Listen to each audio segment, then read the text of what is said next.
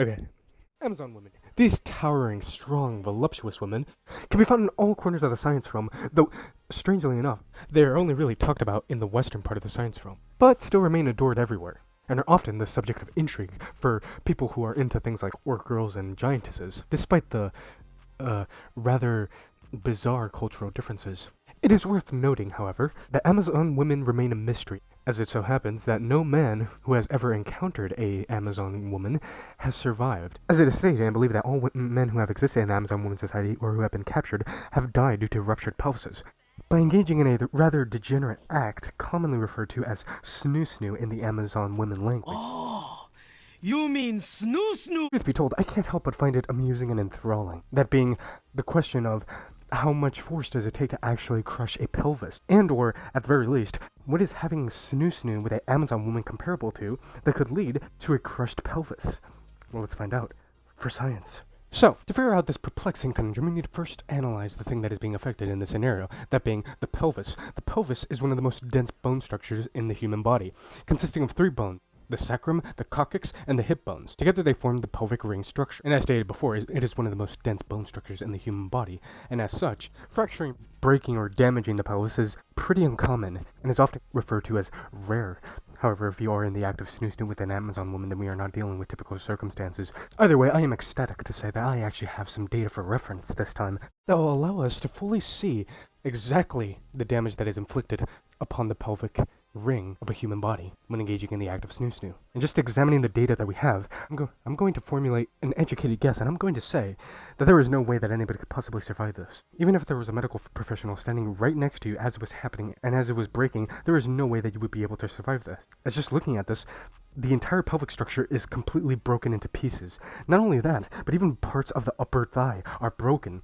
However, it doesn't end there, as one must remember that the pelvic structure protects certain important organs, like the bladder, the reproductive organs, and even part of the lower intestine, as well as various important ligaments that, if destroyed, would no doubt cause serious problems. And it would seem, considering that the entire pelvic structure and even parts of the upper thigh are completely destroyed, those very important organs and little tidbits are likely also destroyed, very likely lead to the man dying instantly, or if not instantly, then suffer a very agonizing death, all caused by the blunt force exerted onto it by the act of snoo-snoo with the Amazon woman. But how much force exactly is that? How much force is exerted onto the pelvis through this degenerate act of fornication that could lead to such damaging effects?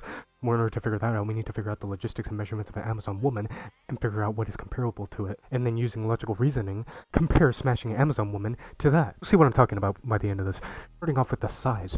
Using the data that is available, approximately a 5'11" average height human male reaches approximately up to the stomach area, essentially half of the body. This would lead me to logically assume that the average height of a Amazon woman is 10 feet tall. Though this largely depends from Amazon woman to Amazon woman, as some, I'm sure, can reach up to 11 or 12 feet.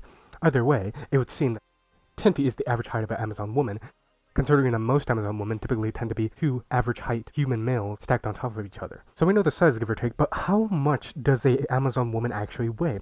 As this is very important, as it will greatly determine how fast the pelvis could possibly rupture. Something some of you might remember from my anime girl flotation video is that muscle weighs more than fat. I'm sure Amazon women have fat on their body. However, I think it is very apparent that muscle dominates most of their body structure. And although they aren't bodybuilders necessarily, they can by no means be called slim, as that would be a grave understatement, and are very much strong women. Thus, using logical reasoning, I'm going to assume that Amazon women are significantly more heavier than if they were slim. And considering that they are the equivalent of 2 human average men stacked on top of each other in terms of size, the same thing cannot be said about their weight, and we have to up the weight of the 2 human average men stacked on top of each other. Something I'm going to throw out there as a hypothetical is that they could be the weight of 2 human male bodybuilders stacked on top of each other. The reason why I hypothesize that is because most of the strongest bodybuilders in the world are around average height and weigh around 300 or so pounds. And to some degree, that if we were to take 2 bodybuilders and smush them together, we would have a more or less good representation of the overall body configuration of an Amazon woman. So if we were to consider that an average sized bodybuilder weighs around 300 or so pounds, an average sized Amazon woman could potentially weigh up to 600 or so pounds, maybe a little more, maybe a little less, give or take. But at the very least, 600 or so pounds. So, essentially what is going on in the act of snoo-snoo is you are being crushed consistently at a repetitive pace by 600 or so pounds. Your pelvis would be crushed instantly, possibly within the first or second strike. And if you don't die instantly, then as stated previously, you're going to go through a agonizing time. To compare it to something that you can understand, that's basically the equivalent of getting rammed by a specific kind of motorcycle repeatedly in your pelvic area. And me personally, I am not someone who is particularly into that, but for some reason I feel that there are still probably some people that are. Either way, that is my general consensus. And if you guys enjoyed this video, theoretically if you have watched this far, then you do enjoy my videos, feel free to leave a like, subscribe, share this with your neighbor, high school teacher, and your wife, and I'll be back to answer another question that I even scientists can answer.